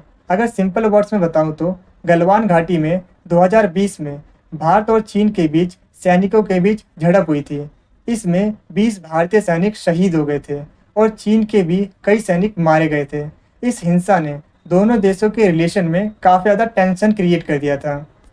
तो नेक्स्ट अब हम बात करते हैं लद्दाख विवाद के बारे में। तो भारत और चीन के बीच लद्दाख एरिया को लेकर विवाद है। 1962 के भारतीय चीन युद्ध के बाद से लद्दाख क्षेत्र में भारत और चीन के बीच सीमा समझौते पर अभी तक कोई भी आपसी सहमति नहीं हुई है। 2020 में गलवान घाटी संघर्ष के बाद लद्दाख एरिया की सीमा, सुरक्षा और विवादों को लेकर काफ़ी ज़्यादा टेंशन बढ़ गया है। अगर सिंपल वर्ड्स में बताऊं तो लद्दाख को लेकर भारत और चीन के बीच लंबे टाइम से विवाद चला आ रहा है। 1962 की लड़ाई के बाद से अब तक सीमा पर कोई साफ और क्लियर एग्रीमेंट नहीं हो पाया है। 2020 की गलवान झड़प के बाद इस इलाके में टेंशन और भी ज़्यादा क्रिएट हो गई है। तो लास्ट है समुद्री तनाव। तो हिंद महासागर में चीन की बढ़ती सैन्य गतिविधियां भारत के लिए चिंता का विषय बनी हुई है, जो कि चीन और भारत के रिलेशन को इफेक्ट करती है। भारत ने चीन की इस बढ़ती गतिविधि को रोकने के लिए कई देशों के साथ हिंद प्रशांत क्षेत्र में शांति और स्थिरता के लिए गठबंधन बनाया है, जैसे क्वाड गठबंधन। अगर सिंपल वर्ड्स में बताऊं तो हिंद महासागर में चीन की बढ़ती सैन्य हलचल भारत को चिंता में डालती है। इसी वजह से भारत ने जापान, अमेरिका और ऑस्ट्रेलिया जैसे देशों के साथ मिलकर क्वाड जैसे ग्रुप बनाए, ताकि इस इलाके में शांति और संतुलन बना रहे। तो आइए हम बात करते हैं इसके कंक्लूजन के बारे में। तो मैं आपको बता दूं कि भारत और चीन के बीच संबंध पुराने, जटिल और मिले जुले हैं। जहां एक तरफ व्यापार है, वहीं दूसरी तरफ बॉर्डर का तनाव भी है। दोनों देशों को अपने मतभेद शांति से सुलझाकर सहयोग की दिशा में बढ़ना चाहिए, ताकि एशिया और दुनिया में स्थिरता बनी रहे। तो आइए अब हम आगे बढ़ते हैं अपने अगले प्रश्न की तरफ। तो हमारा अगला प्रश्न है, भारतीय विदेश नीति के क्या उद्देश्य हैं? भारत की विदेश नीति की विशेषताएं और सिद्धांतों को लिखिए। तो अपने आंसर में सबसे पहले हम एक इंट्रोडक्शन लाइन देंगे जिसमें हम बताएंगे कि हर देश को अपने हितों की रक्षा के लिए दूसरे देशों से संबंध बनाने पड़ते हैं। भारत भी अपनी विदेश नीति के जरिए दुनिया से शांति, दोस्ती और सहयोग के रिश्ते बनाता है। तो आइए अब हम बात करते हैं भारतीय विदेश नीति के क्या उद्देश्य हैं, क्या ऑब्जेक्टिव है। तो इसका पहला ऑब्जेक्टिव है राष्ट्रीय हितों को सुरक्षित करना। इसका दूसरा ऑब्जेक्टिव है अंतर्राष्ट्रीय स्तर पर अपनी स्थिति को मजबूत करना। इसका तीसरा ऑब्जेक्टिव है आर्थिक विकास को बढ़ावा देना। इसका चौथा ऑब्जेक्टिव है अंतर्राष्ट्रीय शांति और सहयोग को बढ़ावा देना। तो आइए हम बात करते हैं भारतीय विदेश नीति के प्रमुख सिद्धांतों के बारे में, या फिर आप कह सकते हो भारतीय विदेश नीति के प्रमुख विशेषताओं के बारे में। भारत की विदेश नीति की पहली विशेषता है गुटनिरपेक्षता की नीति का पालन करना। जैसा कि मैंने आपको पहले भी बताया था कि भारत ने शीत युद्ध के दौरान गुटनिरपेक्षता की नीति को अपनाया था, जिसके तहत भारत ना तो अमेरिका के गुट में शामिल हुआ और ना ही सोवियत संघ के गुट में शामिल हुआ। भारत ने दोनों ही महाशक्तियों से दूरी बनाते हुए गुटनिरपेक्षता की नीति को अपनाया और शीत युद्ध के प्रभाव को कम किया। भारत की विदेश नीति की दूसरी विशेषता है लोकतंत्र का सम्मान। भारत ने शुरू से ही लोकतंत्र का सम्मान किया है और दुनिया का सबसे बड़ा लोकतंत्र का खिताब अपने नाम किया है। और मैं आपको बता दूं कि 1975 में जब इंदिरा गांधी ने भारत में आपातकाल लगाया गया था, तो उस समय बहुत सारे लोगों को ऐसा लगने लगा कि अब तो भारत से लोकतंत्र गया, लेकिन फिर भी दोबारा से भारत में लोकतंत्र स्थापित हुआ। यानी यहाँ हम ये देख सकते हैं कि भारत में लोकतंत्र को ज़्यादा लंबे समय तक हटाया नहीं जा सकता, और यही भारत की विदेश नीति की प्रमुख विशेषता है। भारतीय विदेश नीति की तीसरी विशेषता है साम्राज्यवाद और उपनिवेशवाद का विरोध। जैसा कि आप जानते हैं कि भारत ने बहुत लंबे समय से साम्राज्यवाद और उपनिवेशवाद को झेला है और इन्हीं कठिनाइयों से निकलकर भारत ने आज़ादी प्राप्त की है। भारत हमेशा से ही चाहता था कि पूरी दुनिया से उपनिवेशवाद का अंत हो और कोई देश गुलाम ना रहे, सभी स्वतंत्र हों और सभी अपने फैसले खुद ले सकें। तो आइए अब हम बात करते हैं भारत के विदेश नीति की चौथी विशेषता के बारे में, जो कि है नस्लवाद और रंगभेद का विरोध। भारत हमेशा से ही नस्लवाद और रंगभेद का आलोचक रहा है और भारत ने दक्षिण अफ्रीका में चल रहे रंगभेद को खत्म करने के लिए दक्षिण अफ्रीका की सहायता भी की है। तो भारत की विदेश नीति की पांचवी विशेषता है यूएनओ और विश्व शांति का समर्थन। तो जैसा कि मैंने आपको बताया था कि भारत ने शीत युद्ध के दौरान दोनों ही महाशक्तियों से दूरी बनाते हुए शीत युद्ध के संघर्षों और मतभेद को कम करने के लिए हर संभव प्रयास किए थे। इसके अलावा भारत यूएनओ यानी यूनाइटेड नेशन ऑर्गेनाइजेशन के बनाए हुए सभी नियमों का पालन करता है। भारत की विदेश नीति की छठी विशेषता है पड़ोसी देशों के साथ मित्रतापूर्वक संबंध को बनाए रखना।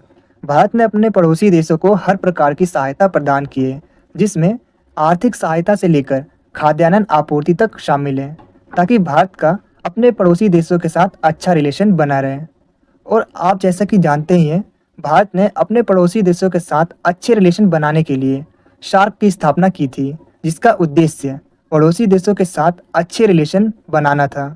भारत की विदेश नीति की सातवीं विशेषता के बारे में, जो कि है राष्ट्रीय हित। तो जैसा कि आप जानते हैं, एक देश चाहे वो विकसित देश हो या विकासशील देश हो, सभी देशों के लिए राष्ट्रीय हित ही सर्वोपरि होता है। इसीलिए भारत ने भी अपनी विदेश नीति में राष्ट्र हित को सबसे ज़्यादा प्राथमिकता दी है, सबसे ज़्यादा इम्पोर्टेंस दी है। भारत की विदेश नीति की आठवीं विशेषता है सशस्त्रीकरण का विरोध और निशस्त्रीकरण का समर्थन।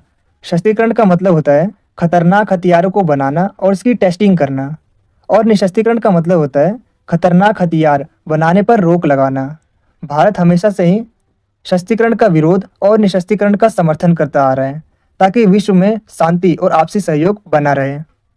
भारत की विदेश नीति की नवी विशेषता है तेजी से आर्थिक विकास करना। तो जैसे कि मैंने आपको पहले भी बताया था कि जब भारत आज़ाद हुआ था, तो उस समय भारत की इकोनॉमिक कंडीशन काफ़ी ज़्यादा ख़राब थी। तो ऐसे में भारत को तेज़ी से विकास करने की ज़रूरत थी। इसीलिए इसे ध्यान में रखते हुए भारत की विदेश नीति में तेज़ी से आर्थिक विकास करने को भी शामिल किया गया है। तो अब हम बात करते हैं भारत की विदेश नीति की 10वीं विशेषता के बारे में, जो कि है अपनी संप्रभुता, एकता और अखंडता को बनाए रखना।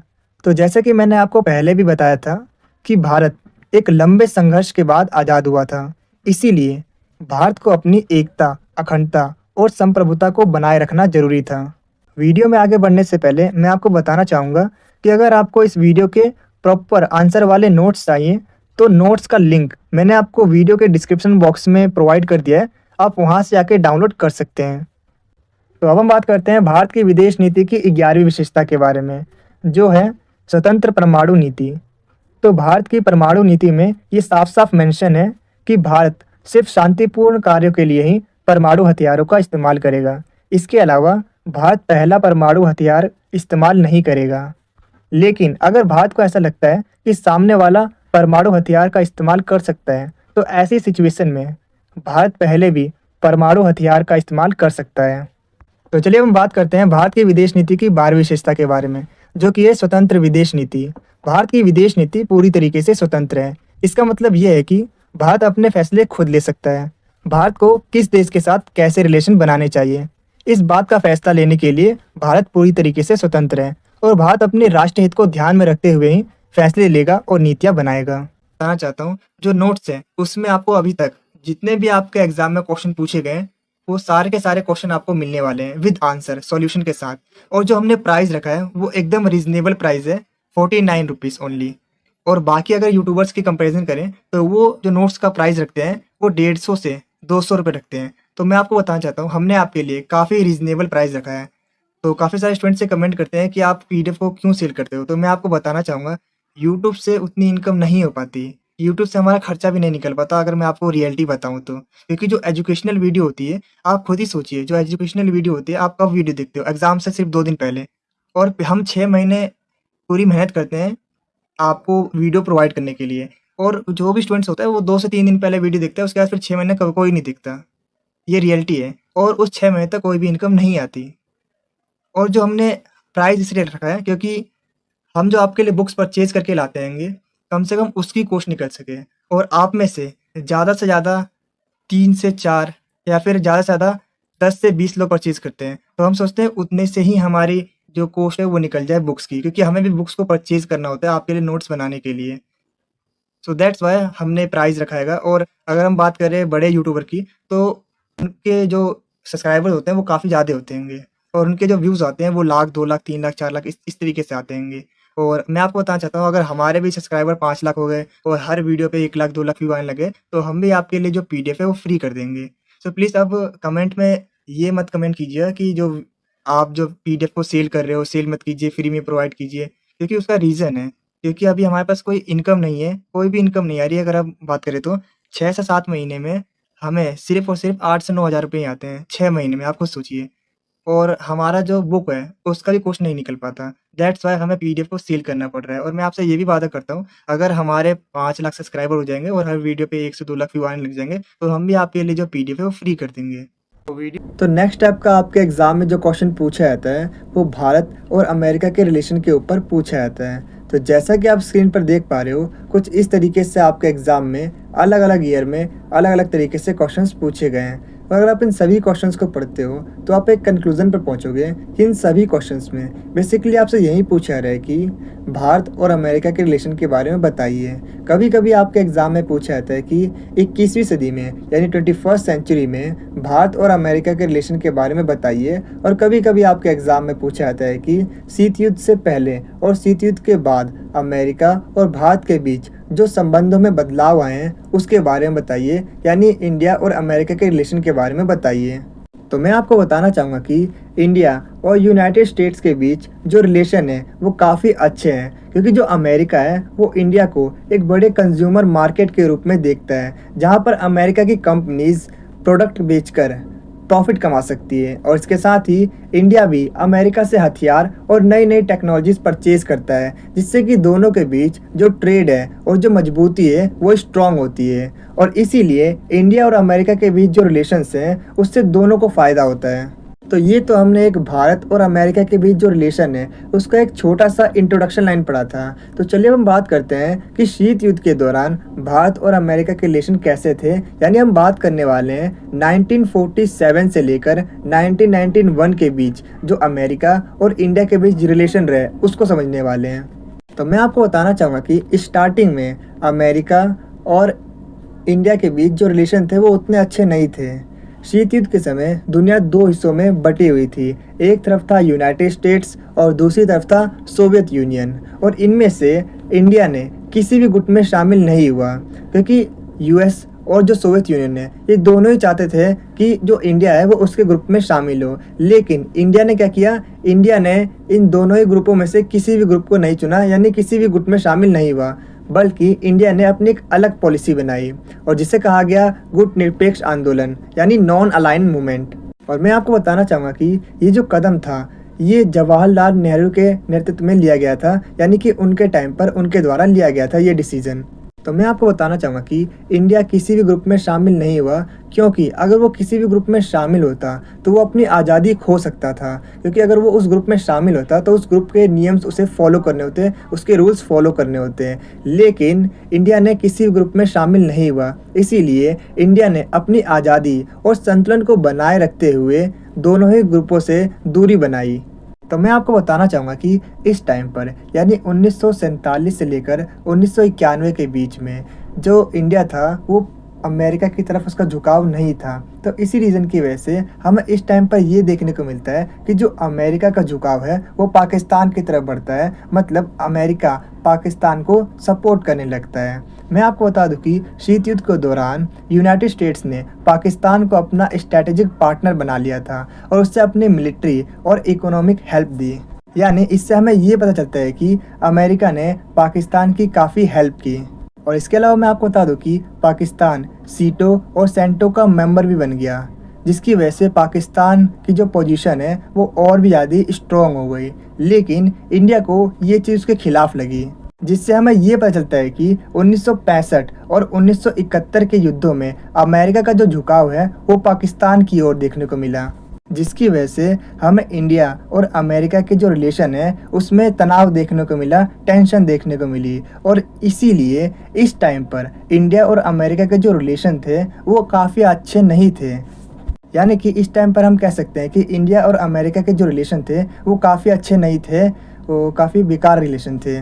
तो जिस तरीके से अमेरिका का जो झुकाव है वो पाकिस्तान की ओर देखने को मिला, इस टाइम पर जो भारत का झुकाव है वो सोवियत संघ की ओर देखने को मिला। यानी कि भारत का जो रिलेशन है वो सोवियत संघ के साथ अच्छा देखने को मिला। मतलब अमेरिका से दूरी बढ़ने पर इंडिया ने सोवियत यूनियन के साथ अपने रिलेशन स्ट्रॉन्ग कर लिए, खासकर डिफेंस और इंडस्ट्री में।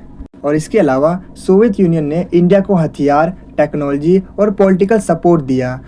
और इसके अलावा मैं आपको बताना चाहूँगा कि 1971 में इंडिया और सोवियत संघ के बीच एक संधि हुई थी, और इस संधि की वजह से इंडिया और सोवियत संघ के बीच जो रिलेशन था वो पहले से भी ज़्यादा स्ट्रॉन्ग हो गया था। और इसी रीज़न की वजह से जो अमेरिका है उसे लगने लगा कि इंडिया सोवियत संघ की साइड करीब जाता जा रहा है, जिसकी वजह से अमेरिका और इंडिया के बीच जो ट्रस्ट था वो और भी ज़्यादा कम हो गया था। और इसीलिए उस टाइम पर इंडिया और अमेरिका के जो बीच की दूरी है वो और भी ज़्यादा बढ़ गई थी, यानी तनाव बढ़ गया था, आप ये कह सकते हो।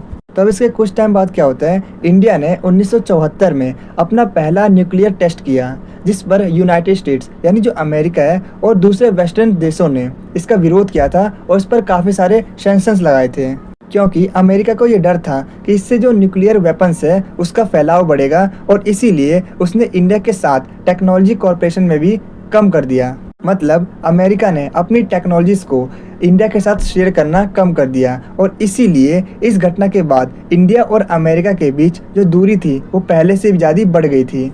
तो ये तो अभी तक हमने समझा शीत युद्ध से पहले की सिचुएशन के बारे में कि किस तरीके से अमेरिका और इंडिया के जो रिलेशन थे वो उतने अच्छे नहीं थे। इसके बाद अब हम बात करने वाले हैं शीत युद्ध के बाद अमेरिका और भारत के रिलेशन कैसे थे। यानी आप कह सकते हो 1991 से लेकर अभी करंट टाइम तक यानी वर्तमान तक के जो रिलेशन है इसके बारे में हम बात करने वाले हैं। तो मैं आपको बताना चाहूँगा कि शीत युद्ध के अंत के बाद यानी सोवियत संघ के विघटन के बाद भारत और अमेरिका का जो रिलेशन है उसमें काफ़ी ज़्यादा सुधार देखने को मिला। 1991 में भारत ने आर्थिक उदारीकरण की नीति को अपनाया और वैश्वीकरण अर्थव्यवस्था में अपने सारे दरवाजे खोल दिए, जिससे कि दोनों देशों के बीच व्यापार और निवेश में काफ़ी ज़्यादा वृद्धि हुई।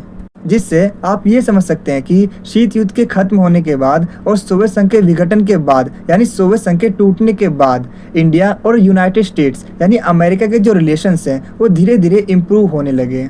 और इसके साथ ही मैं आपको बता दूं कि 1991 में इंडिया ने इकोनॉमिक लिबरलाइजेशन शुरू किया, जिससे ग्लोबल मार्केट के लिए दरवाजे खुले और अमेरिका के साथ ट्रेड और इन्वेस्टमेंट काफ़ी ज़्यादा बढ़ गया। यानी अमेरिका की जो कंपनी है उन्होंने इंडिया में इन्वेस्ट करना शुरू किया और इंडिया की काफ़ी सारी कंपनी है उन्होंने अमेरिका के साथ ट्रेड करना शुरू किया, जिसकी वजह से इंडिया और अमेरिका के बीच जो रिलेशन है वो पहले से बेटर होने लगे हैं। तो यहाँ से होती है एक नई शुरुआत। मतलब 1991 में सोवियत यूनियन के टूटने के बाद वर्ल्ड पॉलिटिक्स बदल गई और इंडिया ने इकोनॉमिक लिबरलाइजेशन को अपनाया। इसकी वजह से इंडिया की जो इकोनॉमी है वो ग्लोबल मार्केट के लिए खुल गई, ओपन हो गई और अमेरिका के साथ ट्रेड और कॉरपोरेशन बढ़ने लगा और धीरे धीरे दोनों देशों के बीच जो रिलेशन है वो बेटर होने लगे। तो इसके बाद धीरे धीरे क्या हुआ, अमेरिका और इंडिया ने अपने अपने जो स्ट्रेटजीज़ हैं उसको एक दूसरे के साथ शेयर करना शुरू कर दिया। मतलब 2000 के बाद इंडिया और यूनाइटेड स्टेट्स के जो रिलेशन थे वो काफ़ी ज़्यादा इम्प्रूव हुए। तो इसके बाद धीरे धीरे इंडिया और अमेरिका दोनों एक दूसरे के अच्छे पार्टनर बन गए। अब 2008 में इंडिया और यूएस के बीच एक सिविल न्यूक्लियर डील होती है, जो कि एक बहुत बड़ा स्टेप था, जिससे इंडिया को ग्लोबल न्यूक्लियर सिस्टम में एक खास जगह मिल गई थी और इसके साथ ही उसे इंटरनेशनल एटॉमिक एनर्जी एजेंसी और तो और बाकी जितने भी जो देश थे उनसे न्यूक्लियर टेक्नोलॉजी अब इंडिया गेट कर सकता था, ले सकता था। और इसीलिए आप कह सकते हो कि इस डील के बाद इंडिया और अमेरिका के बीच जो रिलेशन थे, जो ट्रस्ट था और जो कॉरपोरेशन था वो काफ़ी ज़्यादा बढ़ गया। तो अब इसके बाद क्या होता है, इंडिया और अमेरिका दोनों के दोनों ही अपनी जो मिलिट्री है उसको एक दूसरे के साथ शेयर करना शुरू किया। मतलब शीत युद्ध के बाद इंडिया और यूनाइटेड स्टेट्स के बीच डिफेंस कॉरपोरेशन भी तेज़ी से बढ़ा। दोनों देश साथ में मिलिट्री एक्सरसाइज करते हैं, जैसे मलबार एक्सरसाइज, जिसकी वजह से उनकी कोऑर्डिनेशन और ताकत बढ़ती।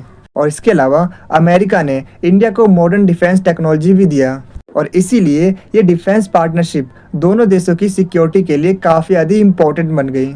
तो इसके बाद क्या होता है, जैसा कि आप सभी जानते हैं कि जो चीन है वो अपना इन्फ्लुएंस काफ़ी ज़्यादा बढ़ाना चाहता है, अपना प्रभाव बढ़ाना चाहता है। तो ये भी एक बहुत अच्छा पॉइंट था जिसकी वजह से इंडिया और जो अमेरिका है उसके रिलेशन अच्छे हुए, क्योंकि चीन के तेज़ी से बढ़ते हुए इकोनॉमिक और मिलिट्री इन्फ्लुएंस ने इंडिया और यूनाइटेड स्टेट्स को करीब ला दिया और दोनों ही देश इंडो पैसिफिक रीजन में बैलेंस बनाए रखने के लिए साथ में काम करने लगते हैं। और इसके अलावा अमेरिका और इंडिया क्वाड जैसे ग्रुप में जापान और ऑस्ट्रेलिया के साथ मिलकर कॉरपोरेशन बढ़ा रहे हैं और इसी रीज़न की वजह से चाइना के बढ़ते असर को, यानी कि जो चाइना का इन्फ्लुएंस है उसको हैंडल करने के लिए इंडिया और अमेरिका की जो पार्टनरशिप है वो पहले से भी ज़्यादा स्ट्रॉन्ग हो गई।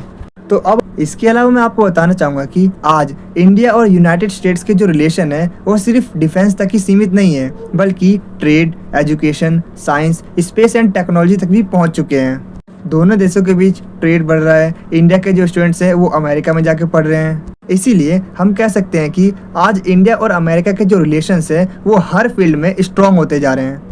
और इसके अलावा मैं आपको बताना चाहूँगा कि इंडिया और यूनाइटेड स्टेट्स के जो रिलेशन है वो अच्छे हैं। इसका एक सबसे बड़ा रीज़न ये है कि अमेरिका इंडिया को एक बड़े कंज्यूमर मार्केट के रूप में देखता है, जहाँ पर अमेरिका की जो कंपनीज़ हैं वो अपने प्रोडक्ट्स को बेचकर काफ़ी ज़्यादा प्रॉफिट कमा सकती हैं। इसके साथ ही मैं आपको बताना चाहूँगा कि इंडिया दुनिया की फास्टेस्ट ग्रोइंग इकोनॉमी में से एक है, इसीलिए ये इन्वेस्टर्स के लिए एक अट्रैक्टिव मार्केट बन गया है। जितनी भी जो अमेरिका की कंपनीज है वो इंडिया में अपने प्रोडक्ट को बेचकर बहुत ज़्यादा प्रॉफिट कमाती है और इसीलिए इंडिया एक स्ट्रॉन्ग मार्केट के रूप में ग्लोबल कंपनीज को अपनी तरफ खींच रहा है। और इसके अलावा इंडिया और अमेरिका के बीच अच्छे रिलेशन का दूसरा सबसे बड़ा रीज़न है आतंकवाद, क्योंकि दोनों ही आतंकवाद के खिलाफ हैं। जैसा कि आप सभी जानते हैं कि 9/11 हमले के बाद यूनाइटेड स्टेट्स और इंडिया के बीच जो टेररिज्म है उसके खिलाफ कोऑपरेशन बढ़ गया और दोनों ही देशों ने इंटेलिजेंस शेयर करना शुरू किया और टेररिस्ट ग्रुप के खिलाफ मिलकर एक्शन लिया, क्योंकि ये दोनों ही देश चाहते हैं कि दुनिया से जो आतंकवाद है वो खत्म हो जाए। इसीलिए दोनों के दोनों एक दूसरे का सपोर्ट करते हैं। तो इससे हम ये कह सकते हैं कि जो टेररिज्म है उसके खिलाफ लड़ाई ने इंडिया और अमेरिका को एक दूसरे के करीब ला दिया। तो इसके बाद चलिए हम बात करते हैं इसके कंक्लूजन के बारे में। तो ये सारी की सारी डिटेल्स, सारी की सारी इन्फॉर्मेशन पढ़ने के बाद आप समझ गए होंगे कि शीत युद्ध के टाइम पर अमेरिका और इंडिया के जो रिलेशन थे वो उतने अच्छे नहीं थे, लेकिन शीत युद्ध के बाद अमेरिका और इंडिया के जो रिलेशन है वो काफ़ी ज़्यादा बेटर हुए, काफ़ी ज़्यादा अच्छे और स्ट्रॉन्ग हो गए। और तो और अमेरिका और इंडिया दोनों ही एक दूसरे को एक अच्छा पार्टनर मानते हैं और एक दूसरे के साथ चीज़ें शेयर करते हैं।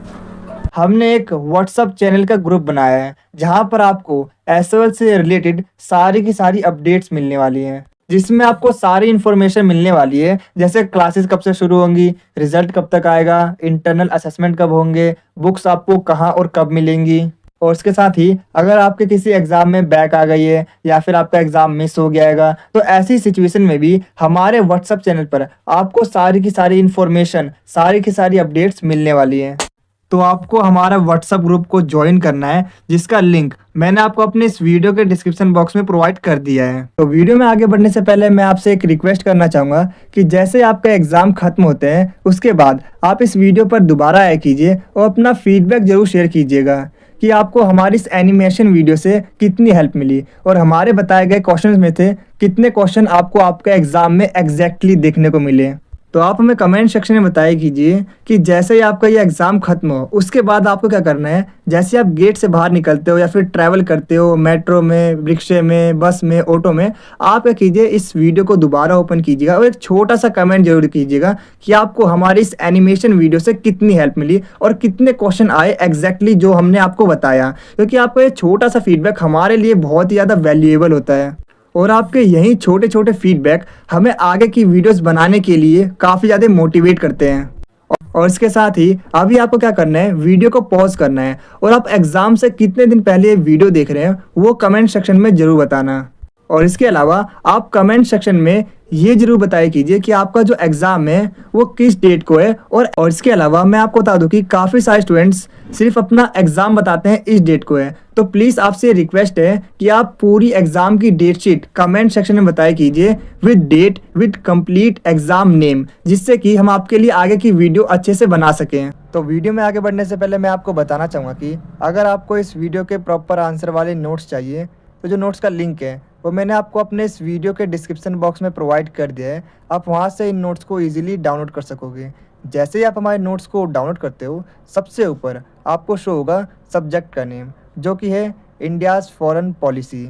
और जैसा कि आप देख सकते हो जो नोट्स हैं वो हिंदी मीडियम के साथ साथ इंग्लिश मीडियम में भी अवेलेबल हैं। इसके अलावा हमने आपको प्रोवाइड किया है हमारे यूट्यूब चैनल का लिंक, हमारे व्हाट्सएप चैनल का लिंक और इसके अलावा हमारे टेलीग्राम चैनल का लिंक। मैं आपको बताना चाहूँगा कि आपको टेलीग्राम चैनल और जो हमारा व्हाट्सएप चैनल है इसे ज़रूर से ज्वाइन कर लेना है, जिससे कि एसओएल से रिलेटेड जो भी अपडेट्स आएँ वो सबसे पहले आप तक पहुँचे। और इसके अलावा हमने आपको प्रोवाइड किया है हमारे वेबसाइट का लिंक, जहाँ से आप नोट्स को ईजिली डाउनलोड कर सकते हो। जैसे आप इस लिंक पर क्लिक करते हो आप डायरेक्ट हमारी वेबसाइट पर पहुंच जाते हो और आपको जिस भी सेमेस्टर के नोट्स डाउनलोड करने हैं आप सिंपली वहां से इजीली डाउनलोड कर सकोगे। और जैसा कि आप देख सकते हो हमने सबसे पहले प्रोवाइड किया है लेटेस्ट सिलेबस, जो कि आपके एग्ज़ाम पैटर्न के अकॉर्डिंग है। उसके बाद हमने आपको प्रोवाइड किया है क्वेश्चन पेपर, जिससे कि आपको ये नॉलेज हो सके कितने नंबर का पेपर आता है, कितने क्वेश्चन अटैम्प्ट करने होते हैं और कितने टाइम में आपको क्वेश्चन पेपर को अटैम्प्ट करना होता है। और इसके अलावा साथ ही साथ आपको सारे के सारे लिंक्स भी मिलने वाले हैं। और इसके बाद यूनिट बाय यूनिट हर एक यूनिट के आपको मोस्ट इंपॉर्टेंट क्वेश्चंस मिलने वाले हैं इस पीडीएफ के अंदर।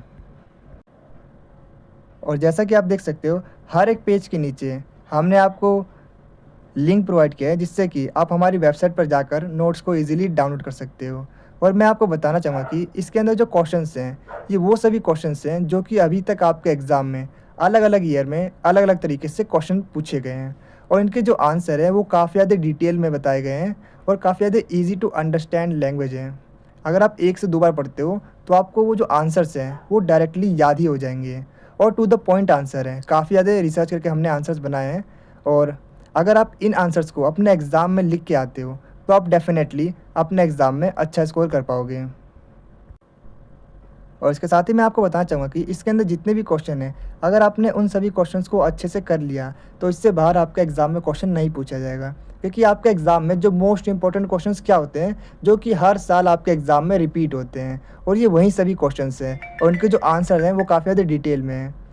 तो आज की वीडियो में इतना ही, मिलते हैं आपसे अगली वीडियो में। Thanks for watching this video. आपको ये वीडियो कैसी लगी कमेंट सेक्शन में ज़रूर बताना।